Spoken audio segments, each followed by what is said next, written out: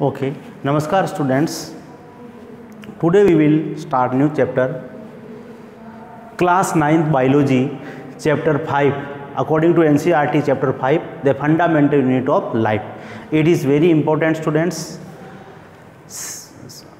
हम देखते हैं कि ईच एंड एवरी ऑर्गेनिज्म, जितने भी लिविंग ऑर्गेनिज्म हैं, इनकी बॉडी एक बेसिक लाइफ एक्टिविटी करती है जिससे उनका लिविंग ऑर्गेनिज्म का स्ट्रक्चर लिविंग ऑर्गेनिज्म सर्वाइव करते हैं। तो हम ये जानना चाहते हैं कि जितने भी लिविंग ऑर्गेनिज्म हैं आखिर वो उसमें क्या है ऐसा जिनमें उनकी बॉडी में प्रोसेस होता रहता है, लाइफ प्रोसेस चलती रहती है। तो उनकी बॉडी में वो चीज़ है सेल। इसीलिए सेल को the fundamental unit of life कहा गया है। So cell is the structural and functional unit of life. किसी भी लाइफ की जो फंक्शनल यूनिट है, जो फंक्शन हो रहे हैं बॉडी में, मेटाबॉलिज्म हो रहा है, जितना भी प्रोसेस हो रहा है, वो सारा डाइजेशन हो रहा है, वो सब एक्सक्रीशन सब सेल से ही हो रहा है। तो cell is the structural and functional unit of life. First student, we understand the meaning of cell. What is cell? Cell is a Latin word. Its meaning is a little room. Then who discovered cell? First cell was discovered by Robert Hooke in 1665. Robert Hooke ने एक slice of cork को देखा था, तो उनको उस slice of cork को उनको इसमें छोटे छोटे इस तरह से कंपार्टमेंट दिखे। तो उन्होंने जब अपने नॉर्मल माइक्रोस्कोप से देखा था तो छोटे छोटे कंपार्टमेंट दिखे थे। स्लाइस ऑफ कॉर्क, एक प्लांट के कॉर्क लेकर के उसके स्लाइस देखी थी, स्लाइस लेकर के उसको कॉर्क देखा था। तो रॉबर्ट हुक ने कहा 1665 में इसको सेल कहा। Cell means a little compartment. Then उसमें फर्दर साइंटिस्ट डिस्कवर करते गए और उसके बाद रॉबर्ट ब्राउन ने सेल के अंदर न्यूक्लियस को डिस्कवर किया। रॉबर्ट ब्राउन ने कहा कि सपोज ये सेल है तो सेल के अंदर एक न्यूक्लियस होता है जो इस सेल के बेसिक पार्ट, जो इस सेल को मैनेज करता है, इसीलिए इसको डायरेक्टर ऑफ द सेल भी कहते हैं। उसके बाद प्रोटोप्लाज्म वर्ड दिया था पुरकिंजे। ये प्रोटोप्लाज्म क्या है स्टूडेंट्स? सेल के अंदर बहुत सारे सेल ऑर्गेनेल्स होते हैं जो कि सेल की एक्टिविटी को परफॉर्म करते हैं। उन सारे लिविंग कंपोनेंट्स को जो कि एक सेल में प्रेजेंट होते हैं उनको प्रोटोप्लाज्म कहते हैं। ये वर्ड सबसे पहले पुरकिंजे ने कहा था 1839 में। उसके बाद सेल थ्योरी इधर लिखी है। सेल थ्योरी, सेल थ्योरी सबसे पहले किसने दिया था? Cell theory was given by Schleiden and Schwann. Cell theory was given by Schleiden and Schwann students. Okay, then modified cell theory. Student सबसे पहले हम सेल थ्योरी को समझ लेते हैं ताकि हमें आगे कंसेप्ट क्लियर हो। Cell theory, Schleiden and Schwann जो बॉटनिस्ट और जूलॉजी के साइंटिस्ट थे, उन्होंने कहा कि all living organism are composed of cell. जितने भी लिविंग ऑर्गेनिज्म हैं, चाहे वो यूनिसेल्युलर हो चाहे मल्टी सेल्युलर हो, वो सेल से मिलकर बनते हैं। उसके बाद उन्होंने कहा cell is the basic structural and functional unit of living organism. उन्होंने ये भी कहा कि सेल जो होती है वो basic structural and functional unit होती है। बट स्लाइड एंड स्वॉन ये नहीं बता पाए कि सेल एराइज कहाँ से हुई। जैसे एक सेल है तो क्या वही रहती है या नई सेल बनती है, वो कैसे नई सेल बनती है। तो ये समझाने के लिए मॉडिफाइड सेल थ्योरी, स्टूडेंट्स इधर देखिए, modified cell theory was given by Rudolf Virchow. R Virchow ने कहा था cell theory, modified cell theory उन्होंने दी थी। उसके बाद इलेक्ट्रॉन माइक्रोस्कोप को सबसे पहले किसने डिस्कवर किया था? नोल एंड रस्का ने। 1940 में इलेक्ट्रॉन माइक्रोस्कोप डिस्कवर हो चुका था नोल एंड रस्का के द्वारा। इलेक्ट्रॉन माइक्रोस्कोप से किसी भी इमेज को अपन बहुत लार्ज साइज में देख सकते हैं students.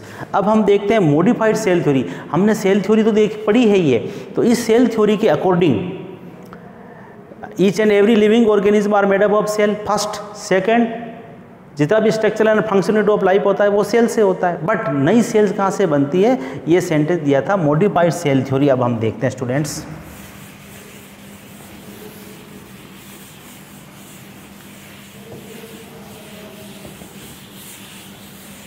Modified cell theory.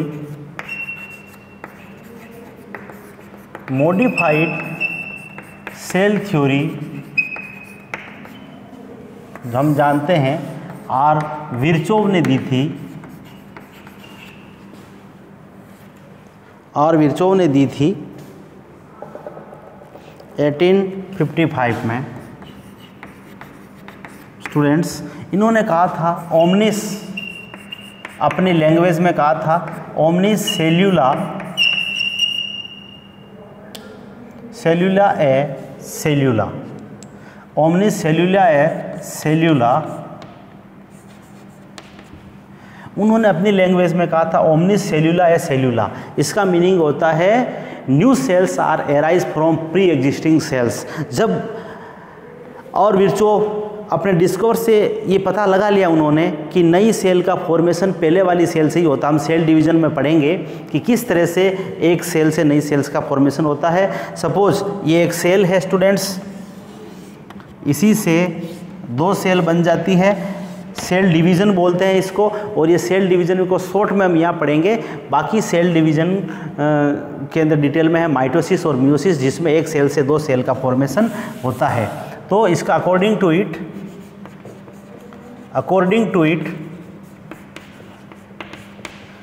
To its new cells are arise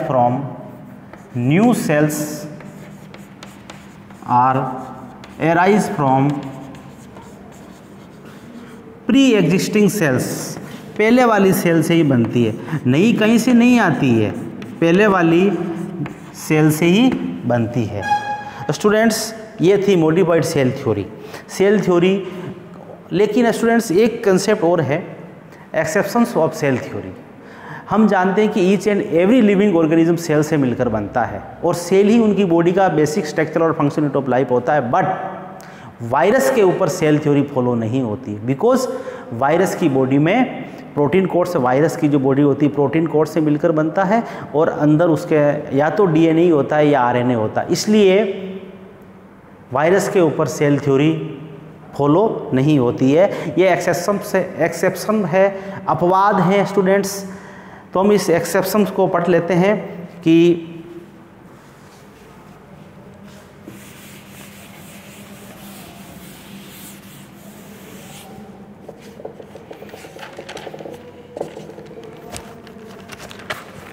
exception of cell theory. Students आप साथ में लिखते जाएं, नोट्स बनाते जाएं और पढ़ते जाएं, जिससे पूरे चैप्टर का कंसेप्ट क्लियर हो जाएगा। स्टूडेंट्स आप पढ़ते जाएं, लिखते जाएं, साथ में नोट्स बनाते जाएं, वीडियो को जूम करके और 2 बार सुने, जिससे आपका हम छोटे छोटे पार्ट्स में इसको चैप्टर को कंप्लीट करेंगे।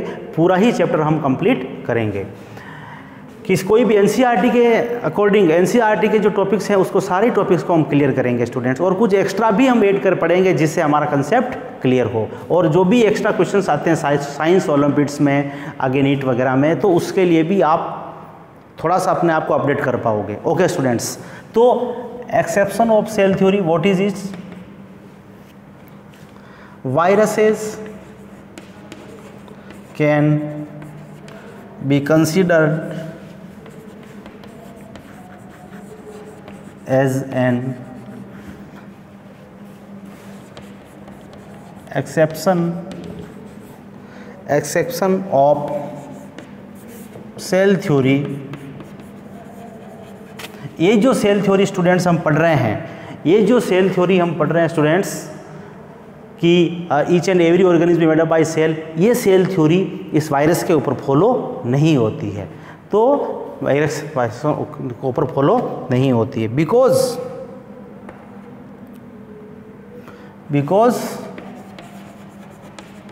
वायरस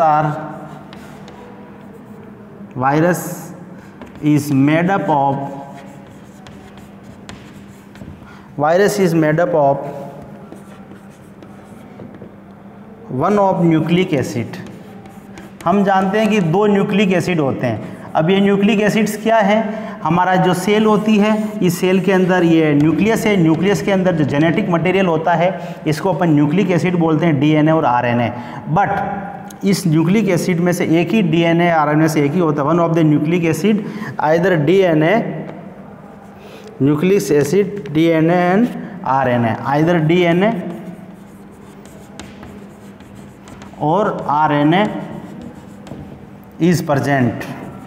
दोनों नहीं होता स्टूडेंट्स, ये ध्यान रखें, किसी भी वायरस में दोनों डीएनए और आरएनए नहीं हो सकता, केवल जैसे अभी कोरोना वायरस चल रहा है तो वायरस का क्या बॉडी का बेसिक स्ट्रक्चर नहीं है, इसीलिए तो उसको डिस्ट्रॉय करने में प्रॉब्लम आती है।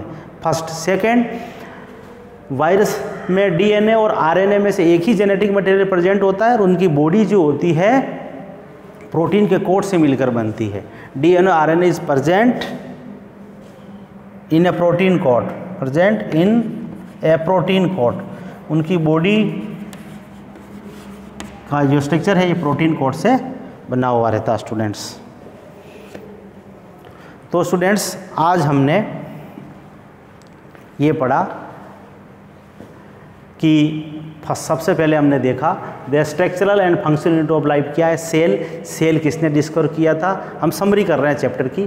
फर्स्ट हमने देखा कि cell was discovered by Robert Hooke. उसके बाद न्यूक्लियस किसने डिस्कवर किया था, रॉबर्ट ब्राउन ने। बोलिए मेरे साथ। और पुरकिंजे ने क्या कहा था, पुरकिंजे ने दिया था प्रोटोप्लाज्म जैसा वर्ड दिया था। उसके बाद स्लाइडेन एंड स्वॉन ने सेल थ्योरी दी थी। इसके अनुसार each and every living organism made up by the cell and it is a structural and functional unit of life, यानी सेल से ही बॉडी का सारा काम होता है स्टूडेंट्स। बट वो ये नहीं समझा पाए कि new sales how they formed, इसलिए न्यू सेल्स जो दिया था मॉडिफाइड सेल थ्योरी किसने दी थी, आर विर्चोव ने दी थी, जिन्होंने ये कहा था ओमिनस सेलुला है सेलुला। ये इंपॉर्टेंट वर्ड है, 1 मार्क्स या 1 मार्क्स में पूछ सकते हैं और एक्सप्लेनेशन कर रहे हैं तो 2 मार्क्स में भी क्वेश्चन पूछा जा सकता है। ओमिनस सेलुला है cellula, it means each and every new cells are arise from pre existing cells, पहले वाली सेल से बनती है। अब स्टूडेंट्स हम जानते हैं कि सारे लिविंग ऑर्गेनिज्म में सेल होती है और सेल से उनकी बॉडी का बेसिक पार्ट कंप्लीट होता है, लेकिन वायरस जो हैं वो एक्सेप्शन है। वायरस की बॉडी में या तो डीएनए या आरएनए ही होता है और प्रोटीन कोट से मिलकर बनता है, इसलिए उनमें ये इस तरह से उनमें सेल थ्योरी उन पर फॉलो नहीं होती। अब स्टूडेंट्स हमने ये तो पढ़ लिया कि जैसे हम जानते हैं कि एक वॉल को बनाने के लिए ब्रिक्स चाहिए, तो छोटी छोटी ब्रिक्स मिलकर के पूरी वॉल को बना लेती है। ऐसे ही मिलियंस ऑफ सेल्स मिलकर हमारी बॉडी को बनाया है इसने, ठीक है। तो हम ये देखते हैं कि ये सेल जो है आखिर ये सेल किससे बनी है, स्ट्रक्चर ऑफ सेल क्या, कंपोजिशन ऑफ सेल क्या है। तो स्टूडेंट्स अब हम नेक्स्ट पढ़ते हैं कंपोजिशन ऑफ सेल।